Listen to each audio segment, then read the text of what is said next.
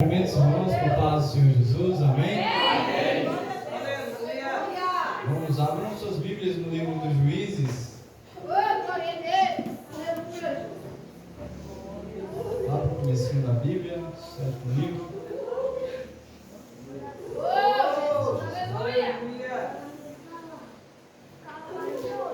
Juízes, capítulo 6.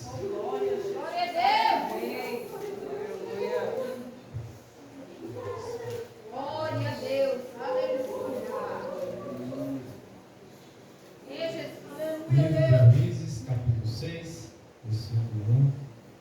Agradeço a Deus pela oportunidade de estar aqui, de conhecer a cada um dos irmãos. Agradeço meus pais que me incentivaram, que não mediram esforço para estar me trazendo aqui. Agradeço a Liege, que também veio me acompanhando. O irmão Natanael, por esse imenso privilégio. Que o Senhor recompense cada um de vocês. Livro dos Juízes, capítulo 6, versículo 1. Está escrito assim: os filhos de Israel, porém, fizeram o que era mal aos olhos do Senhor. E o Senhor os entregou nas mãos dos midianitas por 7 anos. Amém? Vamos dar uma oração. Senhor, meu Deus e meu Pai, nós pedimos que nessa noite o Senhor venha falar conosco por meio da tua santa palavra, Senhor. Faça as escamas cair dos nossos olhos, Senhor, e se tornem os nossos ouvidos. Que estejamos atentos para ouvir a palavra do Senhor. Por favor, Senhor, enche-nos com o teu Espírito Santo, vem-nos corrigir, Senhor, claro, tudo aquilo que nós precisamos ouvir. É o que eu lhe peço, em nome do Senhor Jesus. Que o Espírito Santo seja conosco. Em nome do Pai, do Filho e do Espírito Santo. Amém. Os irmãos podem sentar. Aleluia! Glória a Deus! O Senhor é contigo, homem valente, ou varão valoroso. Essa é uma frase bíblica muito conhecida, que o anjo do Senhor dirigiu a um homem chamado Gideão. Essa história é muito conhecida, muitos aqui já ouviram falar. Mas antes de nós entrarmos propriamente no livro dos Juízes, na história de Gideão, vamos voltar um pouco e buscar entender um pouco de quem é o Senhor, quem é Israel e como as coisas chegaram nesse ponto. O que aconteceu para que a situação estivesse assim neste capítulo 6 do livro dos Juízes, amém? Nos tempos antigos, o Senhor, Deus, Criador dos céus e da terra, o Senhor soberano de toda a criação, amou alguns pobres seres humanos, Abraão, Isaque e Jacó. E o Senhor prometeu a estes homens que faria a descendência deles tão numerosa quanto as estrelas que havia no céu, tão numerosa quanto a areia que há no mar e tão numerosa quanto o pó da terra. Também prometeu que daria a descendência desses homens a terra pela qual eles andavam. O tempo vai passar, a descendência desses homens vai descer para a terra do Egito, onde eles vão se multiplicar sobremaneira. Eles vão crescer muito. A descendência desses homens é o povo de Israel. O tempo vai passar, um novo governador vai se levantar sobre o Egito e vai escravizar o povo de Israel. Eles vão oprimir e afligir os israelitas. E por causa disso, os filhos de Israel clamam ao Senhor. E então o Senhor faz uma coisa muito grande, que nunca em toda a terra se tinha ouvido falar. Ele escolhe para si, ele toma para si um povo. Ele liberta Israel da terra do Egito, fazendo diante de todo o povo grandes sinais, grandes milagres e grandes maravilhas. E o Senhor então assim tira o povo do Egito para que aquele povo fosse o povo de Deus e para que Deus fosse o Senhor daquele povo. Sobre aquele povo havia uma promessa de que eles herdariam a terra em que seus antepassados andaram, seus antepassados, Abraão, Isaque e Jacó, peregrinaram. E acontece que essa terra ela já estava povoada por nações maiores e mais fortes do que Israel. Eles tinham que lutar para tomar posse dessa terra. Só que não tinham que temer. Embora as cidades desse lugar, dessa terra, fossem muradas até os céus, embora o povo fosse maior e mais forte do que Israel, é o Senhor quem lutava por Israel. Por isso eles foram tomando posse daquele lugar. Só que há um problema que até agora não mencionei. Israel, o povo que o Senhor escolheu, é um povo teimoso, um povo obstinado, um povo rebelde, que insiste em pecar contra o Senhor, mesmo depois de ter visto todas as maravilhas que o Senhor fez em favor deles. E quando o Senhor tira Israel do Egito, Moisés lidera o povo. Só que Moisés ele não chega a entrar na terra prometida. Josué, o seu servo, é quem passa a liderar o povo de Israel. Só que quando eles já estão na terra prometida, Josué morre sem conquistar toda a terra e não fica um rei.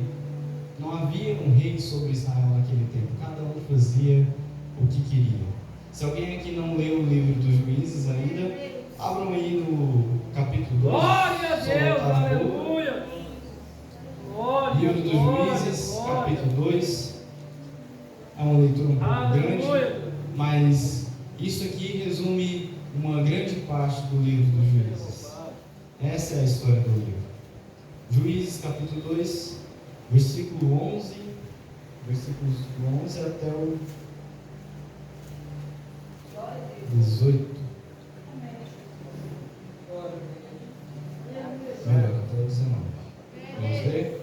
Está escrito assim: então fizeram os filhos de Israel o que era mal aos olhos do Senhor, e serviram aos Baalins. Deixaram o Senhor, o Deus de seus pais, que os tirara da terra do Egito. Seguiram outros deuses, entre os deuses das gentes que havia ao redor deles, e os adoraram. Provocaram o Senhor a ira, porque deixaram o Senhor e serviram a Baal e a Astarote. Pelo que a ira do Senhor se acendeu contra Israel e os entregou nas mãos dos invasores, que os saquearam. Entregou-os nas mãos dos seus inimigos ao redor, aos quais não mais puderam resistir. Por onde quer que saíam para lutar, a mão do Senhor era contra eles para mal, como o Senhor lhes tinha jurado, e estavam em grande aperto. Versículo 16: então levantou o Senhor juízes, que os livraram das mãos dos que os despojavam. Contudo, não ouviram aos juízes, antes se prostituíram após outros deuses e os adoraram.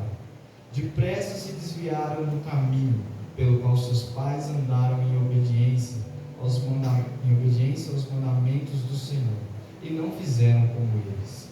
Quando o Senhor lhes levantava juízes, o Senhor era como um juiz, e os livrava das mãos dos seus inimigos todos os dias desse juiz. Pois o Senhor se arrependia em razão do seu gemido por causa dos que os apertavam e oprimiam. Quando, porém, o juiz falecia, os filhos de Israel se desviavam e se corrompiam mais do que seus pais, seguindo outros deuses, servindo-os e adorando-os. Não deixavam as suas obras nem a sua obstinação. Amém? Então, o Senhor tira Israel de uma terra de sofrimento, de uma terra de aflição, e planta eles em uma terra boa, em uma terra que havia fartura. O Senhor dá paz e descanso para o povo. Só que quando estava tudo bem com Israel, eles se esqueciam do Senhor e começavam a se desviar dos caminhos que o Senhor tinha dito para eles seguir. Eles começam a fazer tudo aquilo que é mal aos olhos do Senhor. Então o Senhor entregava Israel nas mãos dos seus inimigos, não para matar Israel, não para destruir Israel, mas porque Deus sabia que depois que Israel passasse pelo sofrimento, pela aflição, eles se lembrariam do Senhor e se voltariam para Ele. Não foi diferente nessa história. Agora para o capítulo 6. No final do capítulo 5, nós temos a informação Oh, de glória a que Deus, a aleluia. terra teve sossego por 40 anos. Ou seja, Israel tinha acabado de viver um período de grande paz. Por 40 anos a terra teve paz. Mas infelizmente, o capítulo 6 já começa dizendo: os filhos de Israel, porém, fizeram o que era mal aos olhos do Senhor. E o Senhor os entregou nas mãos dos midianitas por 7 anos. Israel torna ao seu pecado. Eles não deixam, não abandonam suas obras más, mesmo depois de ter visto todas as maravilhas que o Senhor tem feito por eles. E agora aqui, dessa vez, o Senhor entrega eles nas mãos dos midianitas, dos amalequitas e dos filhos do Oriente, por 7 anos. É interessante esse período, por 7 anos, porque se nós formos comparar com outras histórias desse nível, nós vamos ver que não é um período tão grande que Israel fica sofrendo, mas isso não quer dizer que o sofrimento de Israel era pequeno, porque nos próximos versículos nós vamos ver a descrição do que é que Israel estava passando. Vamos ler, versículo 2, está escrito assim: prevalecendo o poder dos midianitas contra Israel, fizeram os filhos de Israel para si, por causa dos midianitas, as covas que estão nos montes, as cavernas e as fortalezas. Eles fugiam para os lugares altos para fugir dos seus inimigos. Sempre que Israel semeava, subiam contra eles os midianitas, os amalequitas e também os filhos do Oriente. Contra eles se acampavam e destruíam o produto da terra até chegarem a Gaza, e não deixavam mantimento, ovelhas, bois nem jumentos em Israel. Subiam com seus rebanhos e tendas, como um enxame de gafanhotos. Eram tão numerosos que não se podiam contar, nem a eles, nem aos seus camelos. Entravam na terra para destruir. Assim Israel se enfraqueceu tanto com a presença dos midianitas, que os filhos de Israel clamaram ao Senhor. Então, embora não seja muito tempo que Israel estava passando por esse sofrimento, o inimigo era muito poderoso. Era tão numeroso que não se podiam contar, nem a eles, nem aos seus camelos. Eles entravam na terra para destruir. Eles assombravam o povo de Israel. Israel não podia, se Israel semeasse, eles destruíam a sua colheita. E eles tiveram que fugir para os lugares altos para se salvar dos seus inimigos. Não tinha como eles vencer essa batalha, porque a mão do próprio Deus era contra eles, porque eles haviam pecado contra o Senhor. Então Israel estava em um grande aperto. Mas por isso, por passar por essa aflição, por ter se enfraquecido, os filhos de Israel clamaram ao Senhor. É o cenário perfeito para o Senhor levantar um libertador, para o Senhor livrar Israel do sofrimento, para livrar ele dos seus inimigos. E eu já adianto, os irmãos conhecem a história, o Senhor também dessa vez vai levantar um juiz, vai levantar um libertador para salvar Israel. Mas antes de enviar um libertador, o Senhor vai enviar um profeta. Vamos ver? Versículo 7: clamando eles ao Senhor por causa dos midianitas, enviou-lhes o Senhor um profeta, que lhes disse: assim diz o Senhor, o Deus de Israel: do Egito eu vos fiz subir e vos tirei da terra da servidão. Eu vos livrei das mãos dos egípcios e das mãos de todos quantos vos oprimiam. Eu os expulsei de diante de vós e vos dei a sua terra. Eu vos disse: eu sou o Senhor, o vosso Deus. Não temais aos deuses dos amorreus, em cuja terra habitais, mas não destes ouvidos à minha voz.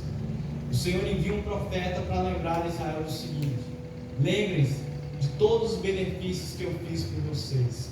Vocês estão passando por isso, não porque eu sou mau, não porque eu quis abandonar vocês. Vocês estão passando por isso por causa das escolhas erradas de vocês, por causa do que vocês escolheram. Vocês deixaram o Senhor para servir outros deuses, deuses feitos de pedra, deuses feitos de barro. E agora as consequências das suas decisões chegaram. E então, finalmente, chegou a hora do Senhor levantar o juiz. Versículo 11: o anjo do Senhor veio e assentou-se debaixo do carvalho que está em Ofra, que pertencia a Joás, o abiesrita, onde Gideão, seu filho, estava malhando trigo no tanque de prensar uvas, para o esconder dos midianitas.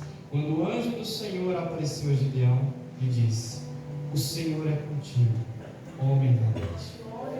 Vamos meditar um pouco, conhecer quem é Gideão, o homem escolhido pelo Senhor para libertar o seu povo, para salvar o seu povo. Gideão é um homem corajoso? Não é bem assim. Já nesse primeiro versículo que nós lemos a respeito dele, nós vemos que ele está malhando trigo num tanque de prensar uvas. Ele estava fazendo uma coisa num lugar que nem era apropriado para isso, só para esconder ele dos seus inimigos. Bom, mas tá bom. Gideão é um homem medroso, mas ele então pelo menos vem de uma família influente, de uma família de guerreiros, de uma família poderosa? Também não. Gideão, ele pertence à família mais pobre da tribo dele, e ele ainda é o menor da casa dele. Ou seja, Gideão não é ninguém. Gideão é uma formiga, alguém invisível em Israel. Pelo menos então, Gideão vem de uma família que é fiel ao Senhor. Também não é verdade, porque nós vamos ver que o seu pai tinha um altar para outro Deus. Gideão, quem é Gideão? Por que o Senhor escolheu Gideão? Ele parece ser a pessoa mais inapropriada para libertar o seu povo de uma nação tão forte que assombrava eles. Mas é justamente esse que o Senhor escolhe. Justamente esse homem fraco, porque Deus escolhe as coisas fracas para confundir as fortes, as coisas que não são para confundir as que são. Por isso ele escolheu Gideão para que sua glória se manifestasse. E mesmo Gideão sendo desse jeito, a primeira coisa que o anjo diz para ele é o seguinte: o Senhor é contigo, homem valente. Deus conhece o coração de Gideão. Deus sabe que Gideão é um homem medroso, mas ele chama ele de homem valente, porque o poder de Deus se aperfeiçoa na fraqueza. Esse homem pecador, esse homem medroso vai ser o mesmo homem que daqui a pouco vai ir na frente com apenas 100 soldados na porta do acampamento do exército inimigo, esse exército tão numeroso como um enxame de gafanhotos. Amém? E o texto prossegue dizendo: Gideão, vamos voltar no versículo 12, quando o anjo do Senhor apareceu a Gideão, lhe disse: o Senhor é contigo, homem valente. Gideão lhe respondeu: ai, Senhor meu, se o Senhor é conosco, por que tudo isso nos sobreveio? Ele não entende a razão do sofrimento pelo que Israel está passando. E que é feito de todas as suas maravilhas que nossos pais nos contaram, dizendo: não nos fez o Senhor subir do Egito? Veja, Gideão é um homem que ouviu falar das obras que o Senhor fez. Gideão foi um homem que ouviu falar dos milagres, dos sinais e das maravilhas que o Senhor tinha feito pelo seu povo, mas ele ainda não tinha visto, ele ainda não tinha vivido. Eu quero profetizar aqui em nome do Senhor Jesus que essa geração não vai ser uma geração que vai apenas ouvir falar dos milagres do Senhor, mas uma geração que vai viver os milagres do Senhor. Mas agora o Senhor nos separou e nos entregou nas mãos dos midianitas. O Senhor disse para ele, o Senhor olhou para ele e disse: vai nessa tua força e livra Israel das mãos dos midianitas. Não te enviei eu? Respondeu-lhe Gideão: ai, Senhor meu, com que livrarei Israel? A minha família é a mais pobre em Manassés, e eu sou o menor da minha família. Senhor, que força eu tenho. O Senhor está me mandando libertar o meu povo, mas eu sou o menor da minha casa, e a minha família é a mais pobre em Manassés. Que força eu tenho para livrar Israel? Mas vejam que a autoridade que o Senhor dá para Gideão, a certeza da vitória, não repousa em quem Gideão é, mas no fato de que o Senhor é quem estava enviando ele. Então, o Senhor deu uma grande missão para cada um de nós aqui. Ide por todo mundo, pregar o Evangelho a todo mundo. Quando o Senhor nos der grandes missões, que nós não venhamos olhar para nossas próprias limitações, para nossas próprias fraquezas, mas que nós venhamos repousar na certeza da vitória, porque é o Senhor que vai conosco, é o Senhor que nos gerou. Ele não nos deixará e não nos desamparará. Tornou-lhe o Senhor: eu serei contigo, e tu ferirás os midianitas como a um só. Prosseguiu Gideão: se agora achei graça aos teus olhos, dá-me um sinal de que és tu que falas comigo. Rogo-te que não te apartes daqui até que eu volte trazendo o meu presente e o ponho diante de ti. Respondeu ele: esperarei até que voltes. Gideão foi para casa e preparou um cabrito e bolo sem fermento, de um efa de farinha, pondo a carne num cesto e o caldo numa panela. Não. Gideão foi para casa e preparou um cabrito e bolo sem fermento, de um efa de farinha, pondo a carne num cesto e o caldo numa panela. Trouxe tudo até debaixo do carvalho e apresentou ao anjo de Deus. O anjo de Deus, porém, lhe disse: toma a carne e os bolos sem fermento, põe-nos sobre esta rocha e derrama-lhes por cima o caldo. E assim o fez. Estendeu o anjo do Senhor a ponta do cajado que estava na sua mão e tocou na carne e nos bolos sem fermentos. Então subiu fogo da rocha e consumiu a carne e os bolos sem fermentos. E o anjo do Senhor desapareceu da sua presença. Então Gideão conheceu que era o anjo do Senhor quem estava falando. E então agora Gideão já foi comissionado, já foi convocado para essa grande missão. Ele foi escolhido para libertar o seu povo. Mas ainda antes de Deus começar a fazer essa grande obra, Deus começa uma reforma na casa de Gideão. Naquela mesma noite, versículo 25, o Senhor lhe disse: toma o boi de teu pai, a saber, o segundo boi de 7 anos, derruba o altar de Baal, que é de teu pai, e corta o poste sagrado que está ao pé dele. Edifica ao Senhor, o teu Deus, um altar no cume deste lugar forte, na forma devida. Toma o segundo boi e o oferece em holocausto com a lenha que cortares do bosque. Deus humilha Baal, um Deus falso, que a casa de Gideão, o pai de Gideão, servia. E com as coisas que foram destruídas, que antes foram instrumentos para prestar culto a um Deus falso, agora isso vai ser usado para prestar culto ao Deus verdadeiro. Então Gideão, ele faz isso e ele faz sabiamente. Ele sabe que ele tem que obedecer o mandamento do Senhor. Só que ele tem medo. Lembre-se que Gideão é um homem medroso. Ele tem medo da casa do seu pai, dos moradores daquela cidade, porque eram homens pecadores que serviam a um Deus falso. Então ele não faz isso de dia para qualquer um ver, porque senão eles matariam Gideão. Ele faz isso de noite. E então no outro dia as pessoas veem aquilo, perguntam, investigam, até chegarem à conclusão que havia sido ele quem havia derrubado o altar de Baal, cortado o poste sagrado. E eles então buscam tirar a vida de Gideão. Mas com isso nós podemos aprender que seguir o mandamento do Senhor, fazer aquilo que é da vontade do Senhor, vai nos levar a ser perseguidos. Porque muitas vezes as pessoas não vão estar vivendo em conformidade com a vontade do Senhor.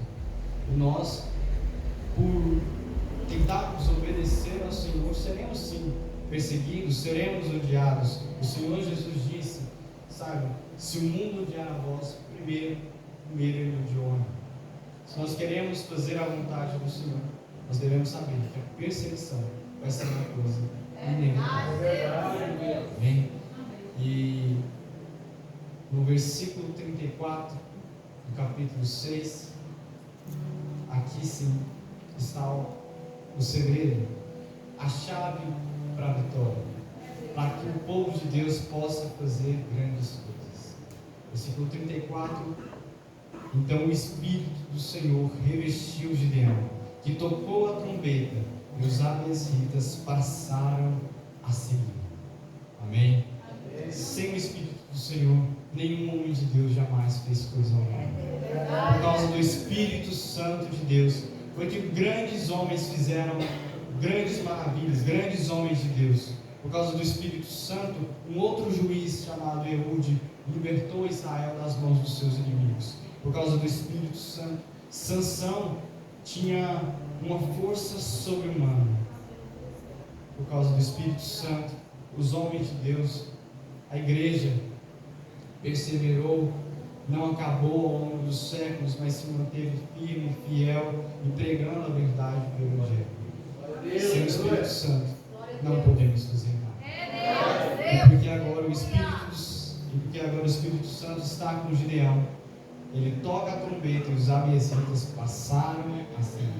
Aquele homem que não era ninguém, agora já passa a ser seguido por causa do Espírito Santo. E então Gideão ele vai convocar homens de Israel para a batalha, enviou mensageiros por toda a tribo de Manassés, chamando-os à batalha, e enviou ainda mensageiros a a Zebulon e a Naftali, que lhe saíram ao encontro. E Gideão ele vai fazer uma prova com Deus, usando um pedaço de lã. Eu acho interessante que nós vemos agora que o Senhor fez um grande sinal, uma grande maravilha, para provar que era Ele que falava com Gideão, né? O anjo havia tocado na pedra e havia subido fogo da pedra e o anjo do Senhor havia desaparecido. Cara, se fosse qualquer um de nós aqui já não ia ter mais dúvida que era o Senhor. Mas mesmo assim, Gideão ainda quer mais provas que o Senhor vai livrar Israel por meio dele. Interessante que quanto mais nós temos a confirmação de Deus, mais nós queremos provas. Assim foi com Gideão. Mas glória a Deus, algo maravilhoso é que aleluia, mas mais à frente, por meio de um sonho, Deus vai confirmar que é com Gideão, que vai livrar Israel por meio de Gideão. E assim também somos nós. Como eu disse, nós temos uma grande missão: ir por todo mundo e pregar o Evangelho a toda criatura. Nós devemos ser testemunhas de Cristo. Essa é a nossa missão, é a missão da igreja. E por mais que essa seja uma missão muito grande, muito difícil, o Senhor não cansa de dizer que é conosco. Na palavra nós temos inúmeras promessas dizendo que Ele está conosco todos os dias até a consumação dos séculos, que Ele não nos deixará e que Ele não nos desamparará.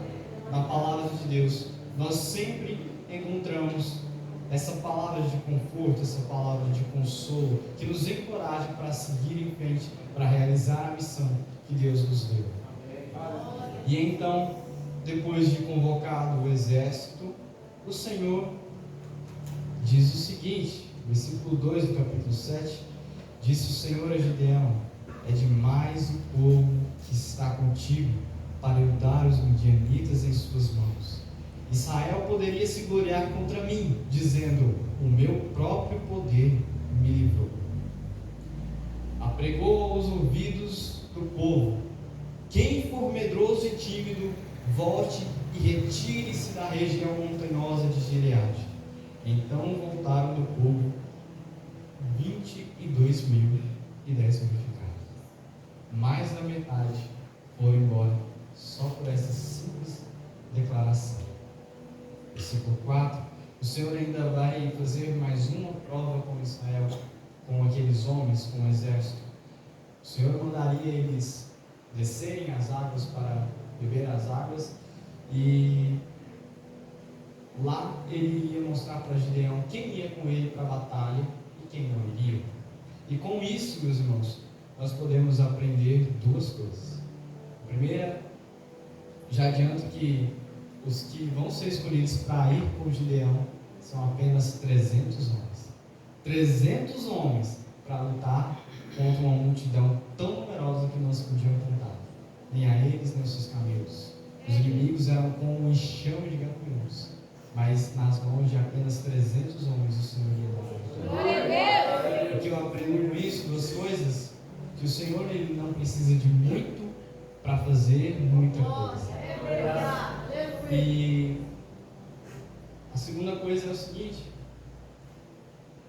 embora Deus não precise de muito para fazer muita coisa, poderia ser qualquer homem, qualquer soldado para lutar contra os inimigos, porque a certeza da vitória não repousava na força, no braço, como disse o irmão, de quem lutaria por Israel. A certeza da vitória repousava no fato de que era o Senhor quem pelejava por eles. Mas, nem por isso, o Senhor permitiu que qualquer um fosse lutar por ele. Ele escolheu apenas 300 homens. Nenhum homem medroso ou tímido pôde ir para essa batalha. O que eu aprendo com isso? Se nós queremos ser usados por Deus, se nós queremos realizar grandes maravilhas, se nós queremos lutar no exército do Senhor, nós não podemos viver de forma relaxada. Nós temos que nos prontificar. Não podemos ser medrosos nem tímidos, mas nós devemos renunciar a nós mesmos todos os dias e nos prepararmos para a batalha. E então, o Senhor já vai começar a entregar os inimigos nas mãos de Israel. Gideão, ele separa o grupo de 13, eram 300 soldados, separa eles em grupos de 100, e ele vai na frente. E quando eles estão na porta do acampamento dos inimigos de noite, eles quebram um vaso de barro que eles tinham, tocam a trombeta e gritam: a espada, pelo Senhor e por Gideão. E então, aquele exército tão grande começa a correr desesperadamente. Deus colocou um pavor, um terror tão grande no coração dos inimigos, que eles começaram a se ferir por causa do medo que eles estavam sentindo de Israel, de Gideão. E então, o exército foi começando a diminuir.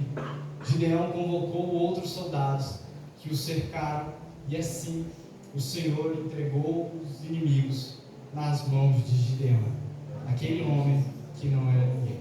Amém? Eu convido os irmãos a se colocarem sobre os pés. Vamos estar fazendo uma oração. Eu já quero aqui